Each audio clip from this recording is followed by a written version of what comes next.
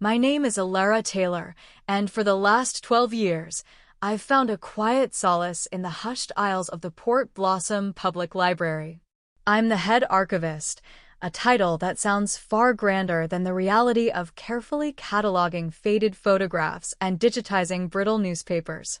I love the smell of old paper, the gentle hum of the climate control, the way history breathes from the shelves. My life has been, for the most part, a deliberately curated collection of quiet moments. The centerpiece of that collection, the one precious artifact I've guarded with my entire being, is my niece, Lily. Her mother, my sister Claire, has always moved through life like a ship in a storm, drawn to the most turbulent waters. When she'd called me 6 years ago, her voice thin and frayed from the other side of the country, and asked if I could take Lily for just a little while, I didn't hesitate. A little while turned into a year, then 2, then a fragile, unspoken arrangement that suited us all. Claire needed freedom, and I, it turned out, needed Lily.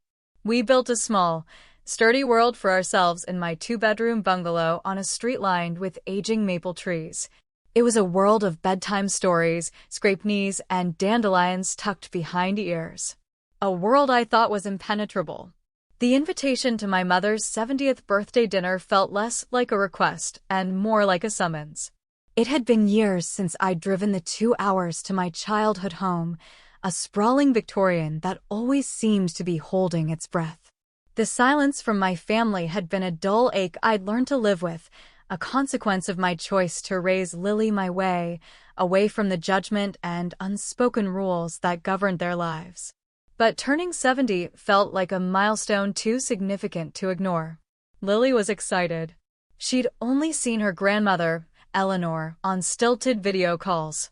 "Will she have a real cake with candles, Auntie Elle?" she'd asked, her eyes wide with the wonder only a 6-year-old possesses. So I packed our overnight bag, tucked her worn teddy bear, Barnaby, into her arms, and drove us straight into the heart of the life I'd run from.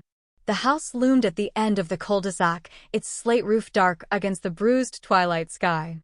As we walked up the bluestone path, I could feel the old anxieties creeping back, a familiar chill that had nothing to do with the autumn air. My mother's hug was brief, her perfume a cloud of lavender and disappointment. "Alara, you look thin," she said, her eyes flicking to Lily. It was her standard greeting, a code for your not measuring up. My sister, Claire, was arranging a vase of lilies, an irony that wasn't lost on me, her movements graceful and practiced. She gave me a smile that didn't reach her eyes, the kind reserved for distant relatives and unwelcome guests. Her husband, Richard, a man whose charisma always felt like a performance, clapped me on the shoulder. "The prodigal aunt returns," he boomed, his laugh echoing a little too loudly in the formal living room. Lily clutched my hand tighter, her small fingers a silent plea. "Stay close." We gathered around the long mahogany dining table, a relic that had witnessed a century of family dramas. The crystal glasses gleamed, the silver was polished to a mirror shine, and the air was thick with the scent of rosemary and regret. My mother directed Lily to a small chair tucked between 2 younger cousins at the far end of the table. Lily hesitated, her gaze fixed on the ornate, needlepoint cushion. I started to pull the chair out for her, but she shrank back, pressing against my leg. "What's the matter, sweet pea?" I whispered, kneeling beside her. Her voice was so soft, a thread of sound in the tapestry of clinking forks and polite chatter. "Auntie, if I sit down, my private part will hurt." The words landed in the center of the table and shattered the carefully constructed piece. My hand froze on its way to my water glass. Richard let out a short, dismissive laugh. "Always the dramatic one, that one," he said, gesturing with a bread roll. My mother cleared her throat, her lips a thin, hard line. "Lily, that's not polite conversation. Sit up straight." "Alara, she needs more discipline." The conversation resumed around us, a determined wave washing over the grenade my niece had just detonated. But I couldn't ignore the shrapnel. I knelt lower, my heart a frantic drum against my ribs. "Honey, Does something hurt you right now? She nodded, her eyes welling with tears she refused to let fall. A hot, metallic taste filled my mouth. During my volunteer training at the Women's Center, they taught us to recognize the signs, the flinching, the vague pains, the fear of being touched. I knew this look. I just never imagined I'd see it on my own child's face. We're just going to go to the restroom for a minute, I murmured, my voice unnervingly calm. I felt their stares on my back as I guided Lily down the long, carpeted hallway. Behind the locked bathroom door, under the soft glow of the vanity lights, I helped her out of her small velvet dress and tights. There, on the delicate skin between her legs, was an angry, chafed redness that no playground swing could cause. I saw how she flinched when my fingers brushed her thigh. "Did I do something bad?" she whispered, her chin trembling. "No, baby," I choked out, pulling her into a fierce hug. "You did nothing wrong. You were so good." I held her until my own breathing steadied, until the roaring in my ears subsided. When we stepped back into the hallway, my mother was waiting, her arms crossed. "Is this performance quite over?" she hissed. "The roast is getting cold." "Lily isn't feeling well," I said, my voice flat and empty of emotion. "We're going to lie down in the guest room for a bit." Claire rolled her eyes so hard I'm surprised they didn't get stuck. Richard smirked into his wine glass. I settled Lily onto the guest bed, handing her Barnaby. "Squeeze him tight if you feel scared," I told her. "I'll be right outside." She nodded, her face pale, her eyes filled with the weary knowledge no 6-year-old should possess. I stepped out onto the wraparound porch, the cold night air a shock to my system. The stars seemed distant and indifferent. My hand shook as I pulled my phone from my pocket, but I forced the tremor down. A dispatcher needs clarity, not a breakdown. When the calm, professional voice answered on the other end, the words came out tasting of rust and fury. "Please send an officer," I said, my gaze fixed on the warm, golden light of the dining room, where the sound of my family's laughter drifted out into the darkness. "I think my niece has been abused." The low rumble of an engine broke the neighborhood's polite silence, just as my mother's voice, sharp with irritation, sliced through the closed front door. "Alara, are you coming back in, or are you going to stand out there sulking all night?" Before I could answer, the first patrol car's blue and red lights began to pulse, painting the pristine white siding of the house in frantic, dancing strokes. An ambulance followed, its presence a calm, white promise of help. I remained on the porch, a statue in the crisp November air, wrapping my arms around myself. I wouldn't go back inside that house until help had crossed the threshold with me. A female officer, her expression serious and kind, took the steps 2 at a time, followed by her partner and a paramedic. The paramedic met my eyes, a question in her gaze. I simply nodded toward the front door. She understood. My mother flung the door open just as the officer raised her hand to knock. Her face, flushed from wine and warmth, contorted into a mask of disbelief. "Good heavens! Did someone call you?" "Alara, what is the meaning of this?" "My niece needs a medical exam," I said, my voice steadier than I felt. "She's in the back guest room." The scent of roasted meat and melting butter rushed out to meet us as we entered. The festive atmosphere in the dining room curdled instantly. Claire shot up from her chair, her face pale. "What are you doing?" she whispered furiously, grabbing my arm. "You are making a scene." Richard stood by the fireplace, shaking his head with an air of theatrical disappointment. "This is what happens when you let unstable people raise children," he murmured to my mother, loud enough for me to hear. I ignored them all, my focus a laser beam on the paramedic, who was already kneeling by the guest room bed where Lily sat, clutching Barnaby to her chest. The paramedic spoke in a low, soothing tone, asking if she could take a look. Lily, brave and terrified, gave a small nod. They disappeared into the adjoining bathroom, the officer standing quietly by the open door. The rest of the family had gathered in the hallway, a confused and hostile jury. "Is she sick?" Did she fall on the playground? Is this because she was being dramatic at the table? I offered no answers, my eyes fixed on that bathroom door, praying for it to open, dreading what I would learn when it did. The grandfather clock in the hall ticked off the seconds, each one an eternity. Finally, the paramedic emerged, her professional calm barely concealing the grim set of her mouth. She beckoned me toward the kitchen, away from the prying eyes. "She has confirmed that there has been inappropriate touching," she said in a near whisper. Her gaze flickered over my shoulder toward the living room. She named someone. The floor seemed to drop away, and I gripped the marble countertop to keep from falling. "Who?" She took a quiet breath. "Your brother-in-law, Richard." The world went white for a second, then snapped back into a horribly sharp focus. A wave of rage, so pure and hot it scalded me, washed through my body. I forced myself to take a deep, shuddering breath. "Thank you," I managed to say. "Please don't leave her side." When the officers turned their attention to Richard, the room erupted. My mother physically blocked their path. "This is absurd. Richard adores those children. He would never." Claire's nails dug into my sleeve. "You are destroying this family, Alara. You're doing this out of spite." Richard adopted a look of wounded innocence. "I have no idea what she's talking about." The child is confused. "She's always been prone to making things up." The lead officer calmly recited his rights over the cacophony. The click of the handcuffs was a small, sharp, definitive sound that cut through the noise. My grandmother, who had been silent until now, gasped and covered her mouth. A cousin started to sob. Through it all, I saw Lily peeking from the guest room doorway, her face blotchy with tears. I rushed to her side, kneeling to meet her gaze. "You were so brave," I whispered, smoothing the hair back from her damp forehead. "Auntie believes you. You are safe now." Her tiny fingers curled around mine. "I was scared you wouldn't." "I know, baby," I said, swallowing the painful lump in my throat. "But you are not alone anymore. Not ever again."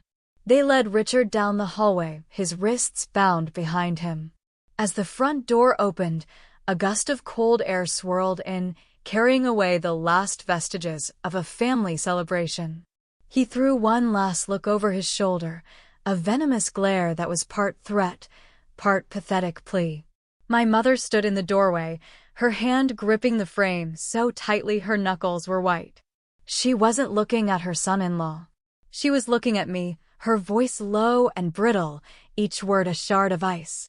"I will never forgive you for this."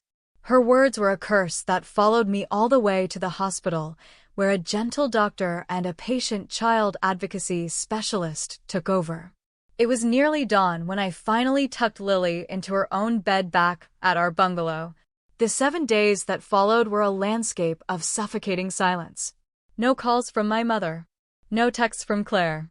My pastor left a voicemail about the importance of forgiveness and suggested I might want to take a break from my volunteer work until this unfortunate business blows over. Unfortunate business. As if my child's soul wasn't a crime scene. Our little house, usually a haven, felt haunted. The floors creaked with unspoken fears. I double-checked the locks at night. Lily had retreated into herself, a small, silent ghost in her own home. She'd wake up from nightmares she couldn't articulate and crawl into my bed, her small body rigid with a tension that never fully dissipated, even in sleep. On Tuesday morning, she sat at the kitchen table, her spoon hovering over her oatmeal. She kept glancing at the simple wooden chair as if it might bite her. "Is it okay if I sit here?" she whispered. I swallowed hard and forced a bright smile. "Of course, sweet pea. Here, let's put a pillow down for you." She ate her breakfast perched on the very edge of the cushion, her shoulders hunched. The call came on Wednesday. It was Mrs. Gable, Lily's first-grade teacher. "Miss Taylor, nothing to be alarmed about," she began, her voice carefully neutral. "Lily is fine. But she made a drawing during art time today that I think you need to see. I believe it might be related to the situation." My heart hammered against my ribs. I spent the rest of the afternoon in a fog, the library's quiet hum feeling oppressive and loud. At 3 o'clock, I walked down the brightly decorated school hallway, past paper-plate turkeys and construction paper pilgrims. For a moment, a wave of envy washed over me for the parents whose biggest worry was a forgotten lunchbox. Mrs. Gable was waiting at her desk. She slid a piece of purple construction paper across the polished wood. My breath caught in my throat. It was a drawing of a chair, ornate, with curved legs, unmistakably the dining chair from my mother's house. But in Lily's drawing, sharp, angry spikes protruded from the seat, with red crayon lines dripping from them like blood. A small stick figure with a triangle dress stood beside it, huge, blue tears splashing onto the floor. In the corner, a dark, shadowy figure with a toothy grin loomed. She told me, "That's Grandma's hurting chair," Mrs. Gable said softly. She folded her hands on her desk. As a mandated reporter, I've already contacted Child Protective Services. They'll be in touch. A fresh wave of guilt crashed over me. How many family dinners had I attended in that house? How many times had I praised Lily for sitting so nicely at the table, oblivious to the secret torment she was enduring? I thanked the teacher, my voice a hoarse whisper, and promised to cooperate fully. The call from CPS came that evening. The caseworker, a woman named Julie with a calm, no-nonsense voice, requested the police report and the hospital's medical notes. I spent the next hour scanning and emailing documents, the whir of the printer a soundtrack to my spiraling thoughts.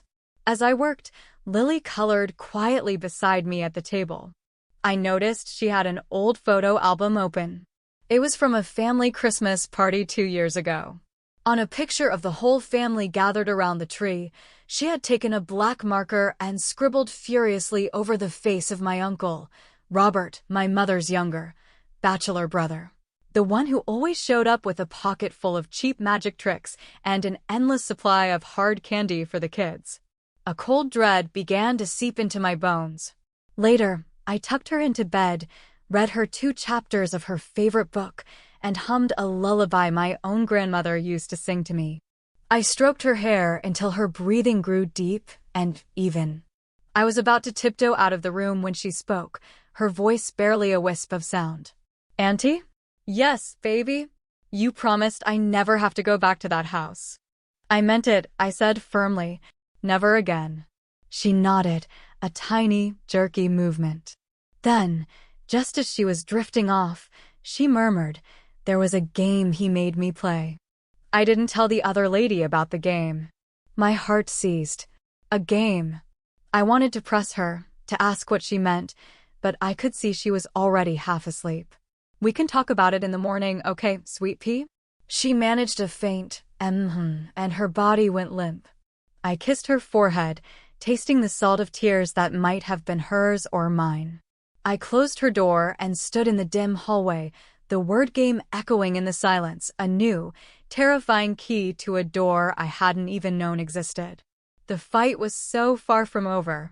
Lily's whispered confession about a game kept me awake all night.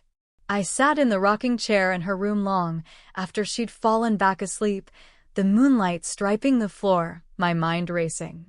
When she woke near dawn, she padded into the living room and curled up beside me on the couch, pulling a soft chenille blanket over us both. Uncle Richard called it the quiet game, she began, her voice small and matter-of-fact, as if she were explaining the rules of hide-and-seek. I had to sit on his lap and be very, very still. If I didn't make any noise or wiggle, he said I was the winner. I wrapped my arm around her, my own body rigid. "And what happened if you moved, baby?" He would squeeze my legs. Hard. And he told me that if I cried, the game had to start all over again. Her fingers pleated the edge of the blanket. He said only bad girls fidget. Bile rose in my throat. I pictured the scene. The family gatherings, the adults laughing and chatting in the kitchen, me refilling drinks, all while my niece was just a room away, learning to dissociate, to turn her own body into a prison of stillness. Did anyone else see this game?" I asked, my voice strained. She hesitated, then gave a tiny nod. Grandma saw him do it once. She told me to stop being so difficult and just listen to my uncle. After Lily finally drifted back to sleep, a storm of fury and self-recrimination broke inside me. I stumbled to the bathroom, turned on the faucet to muffle the sound, and sobbed until my throat was raw. The guilt was a physical weight, pressing down on my chest. How had I been so blind? How had I let my desire for a peaceful family gathering eclipse my most basic protective instincts? At 8 a.m., I was on the phone with Julie, the CPS caseworker. My voice was hoarse but steady. Lily disclosed more last night. A systematic pattern of abuse she calls the quiet game. And my mother was aware of it. Julie's professional calm sharpened. We need to schedule a forensic interview for her, Ilara, as soon as possible. Can you bring her to the Riverbend Child Advocacy Center this afternoon at 2? She paused. Given this new information and your mother's complicity, we'll be discussing emergency protective measures. The Riverbend Center was a repurposed brick house painted a cheerful, unassuming yellow. The waiting room was filled with soft toys and colorful books, but Lily ignored them all, choosing instead to sit beside me and methodically braid and unbraid Barnaby's fuzzy ears. I watched her interview through a one-way mirror, my hands clenched in my lap. A kind-faced therapist named Maria gave Lily a juice box and a sketch pad and began to ask gentle, open-ended questions about the people in her family. Lily's voice, piped through a small speaker, was clear and unwavering, her politeness utterly heartbreaking. She described the hurting chair. She described the quiet game. Uncle Richard said, if I ever told anyone, a big monster would come and take Auntie Elle away from me, she explained, her crayon scratching across the paper. My heart fractured. He hadn't just stolen her safety, he'd weaponized her love for me. At one point, she nonchalantly lifted the hem of her shirt to show Maria a faint, yellowish bruise on her ribs that the ER doctor had missed. After the interview, Julie met me in a small, private office. We're proceeding with a formal petition to the court, she said, laying a stack of papers on the table between us. We will be filing for a temporary restraining order against Richard on Lily's behalf. And we will be including your mother, Eleanor, in the no-contact order. She tapped the top sheet. Lily is eligible for immediate trauma-focused therapy. We'll get you a schedule. And Ilara, we're going to recommend you file for emergency temporary guardianship. Gratitude and terror warred within me. This was it. The formal declaration of war. I signed the documents where Julie indicated my signature clear and firm. As we left the center, the bright autumn sun felt like an intrusion. I buckled Lily into her car seat and then sat for a long moment behind the wheel, staring at my reflection in the rearview mirror. My face looked a decade older than it had a week ago, etched with lines of grief and exhaustion, but my eyes held a new, hard resolve. They had all counted on my silence, on my desire to keep the peace. They had forgotten that I was the one who had built a life from scratch, the one who knew how to survive on my own. Back at home, I found the business card of a lawyer I'd met through my volunteer work, Anna Ramirez. She was known for being a fierce, unyielding advocate for women and children. Before I could bring myself to dial, my phone buzzed with a text message. It was from a number I didn't recognize, but I knew who it was from. Stop this nonsense now, or we will take her from you. We have better lawyers than you can afford. The threat hung in the air, cold and stark. My sister, my own flesh and blood, threatening to tear my world apart to protect a monster and a lie. My first instinct was to throw the phone against the wall. Instead, I took a deep breath, saved a screenshot of the message, and dialed Anna Ramirez's number. Anna, I said when she answered. It's Ilara Taylor.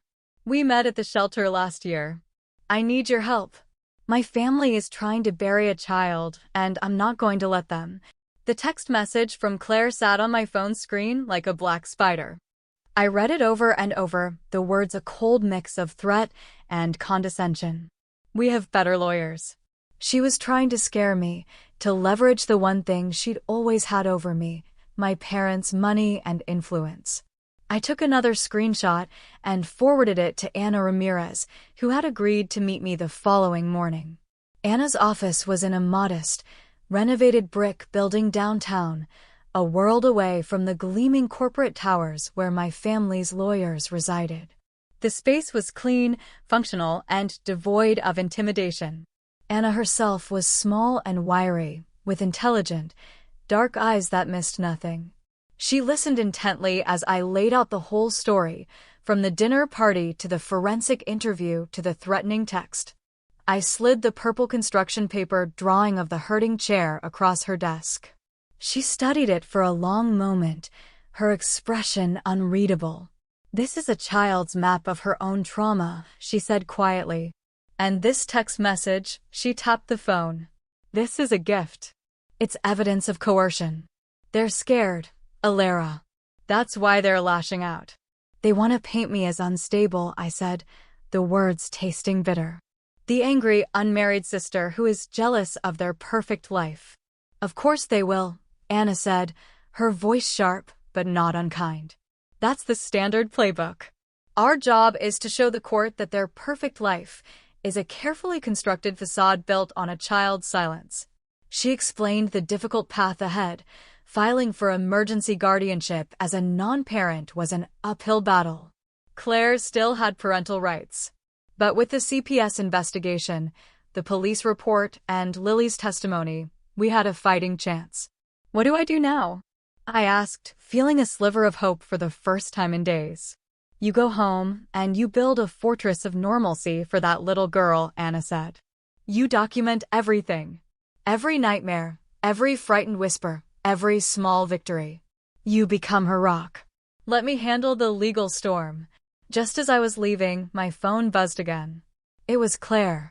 "Lunch tomorrow. The Oak Room. Just us.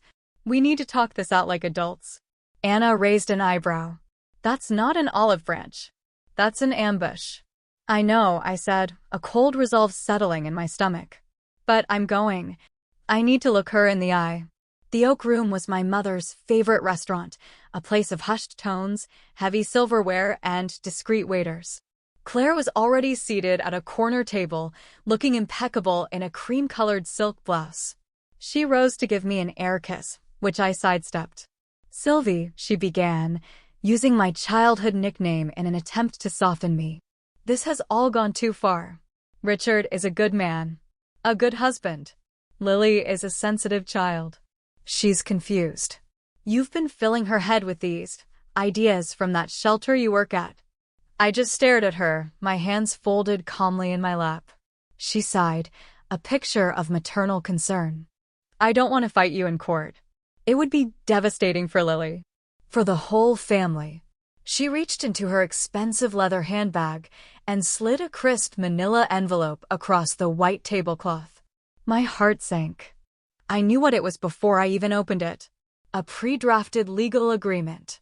It offered me a generous monthly stipend for Lily's care and a promise not to contest my informal guardianship, provided I sign a statement retracting the allegations against Richard and agree to a legally binding non-disclosure agreement. It was blood money, a contract to buy my silence and trade Lily's trauma for their reputation. I looked up from the pages and met my sister's gaze. "You're offering to pay me to pretend my child wasn't abused by her husband." Her face tightened. "I'm offering a solution that allows this family to heal. Don't be so dramatic." "The quiet game, Claire," I said, my voice low and even. "Did he call it that with you too? Was that part of the solution?" A flicker of something fear, guilt, crossed her face before it was replaced by a mask of cold fury. "You've left me no choice," she hissed. "We will fight you. And we will win. A judge will see you for what you are, an unstable woman trying to steal my child." I slowly pushed the envelope back to her side of the table. "You already lost her, Claire," I said softly. "You lost her the first time you chose his comfort over her safety. The question now is how much more you're willing to lose to protect him." I stood up, left the envelope on the table between us like an unexploded bomb, and walked out of the restaurant without looking back. The fight was no longer just about protecting Lily. It was about reclaiming the truth. The days following my meeting with Claire were a blur of anxious activity. Anna filed the petition for emergency guardianship, and in return, my sister's high-priced legal team buried us in a blizzard of paperwork. They filed for a psychological evaluation of me, a motion to limit my contact with Lily, and a formal request for Lily to be returned to her mother's care immediately. They painted me as a hysterical, manipulative spinster, projecting my own lonely unhappiness onto a suggestible child. Reading their filings felt like being flayed alive. Through it all, I tried to keep our small world intact. We baked cookies. We read stacks of library books.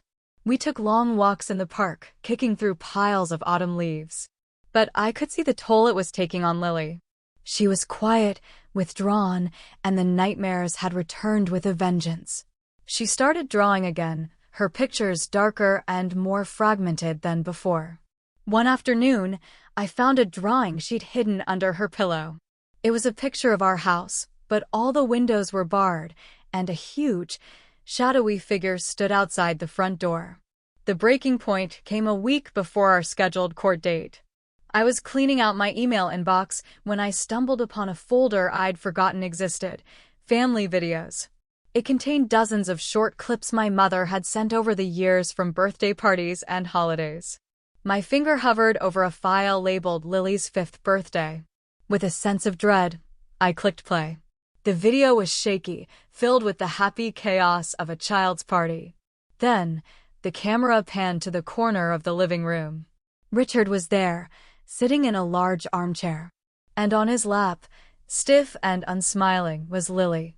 He was whispering in her ear, and I saw her flinch, a tiny, almost imperceptible movement.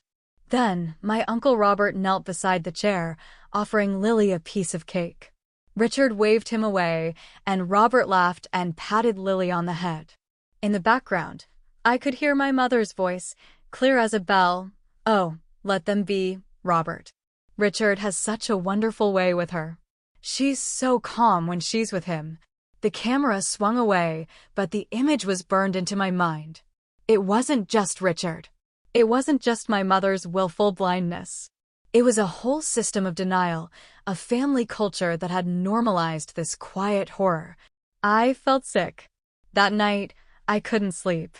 I sat at the kitchen table, the glow of my laptop screen casting long shadows on the wall.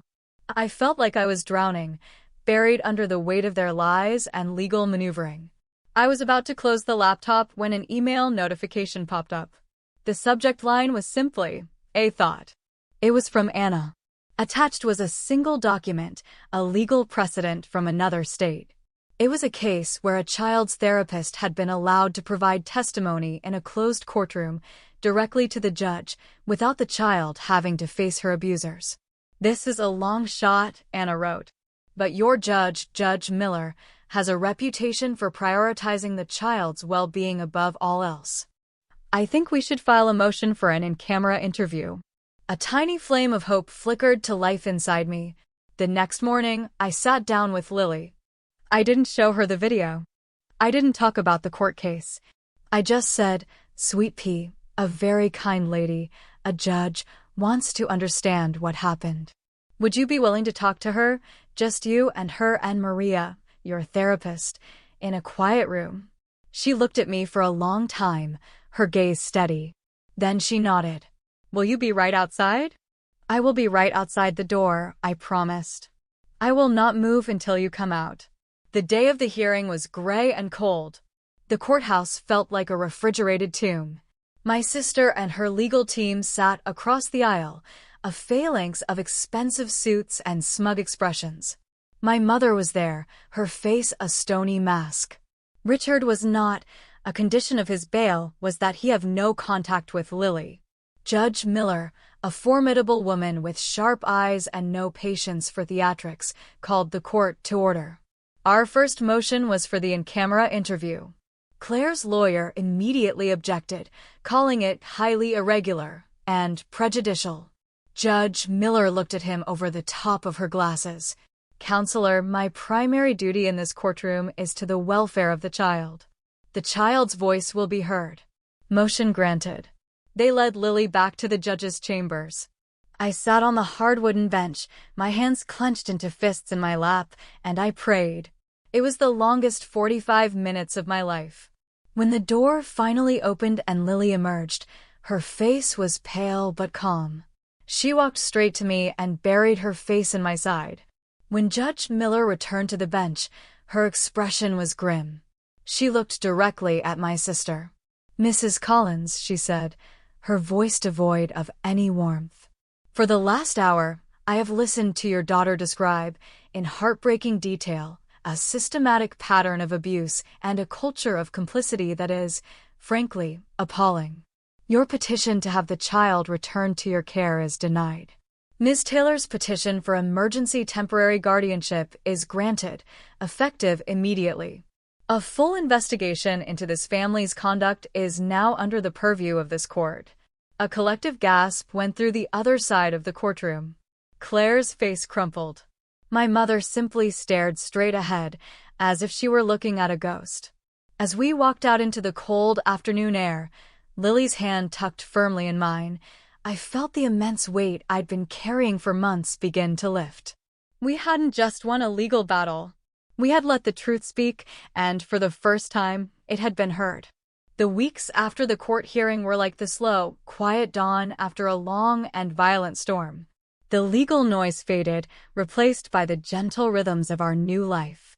Lily began her therapy sessions with Maria in earnest, and slowly, painstakingly, the little girl I knew began to reemerge from the shell of trauma she had built around herself. The nightmares became less frequent. She started humming to herself again while she colored. One afternoon, she came home from school and announced she was joining the school choir. Hearing her small, clear voice join a chorus of other children singing a simple song about sunshine felt like a miracle. We found our own rituals. Every Sunday, we would drive out to the coast, walk along the windswept beach, and collect sea glass.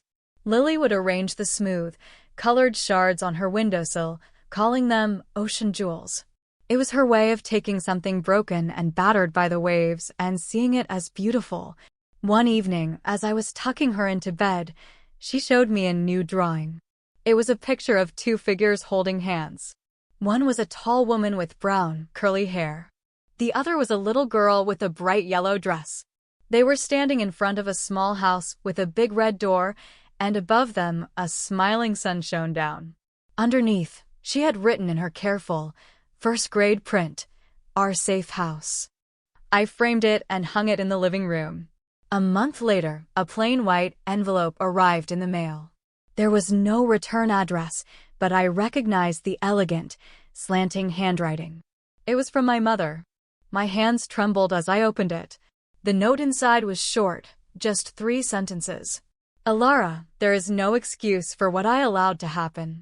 My fear and my pride made me blind. I have given a full statement to the detectives. I am sorry." I read it twice, the words a strange mixture of relief and sorrow. It wasn't forgiveness. It wasn't a reunion.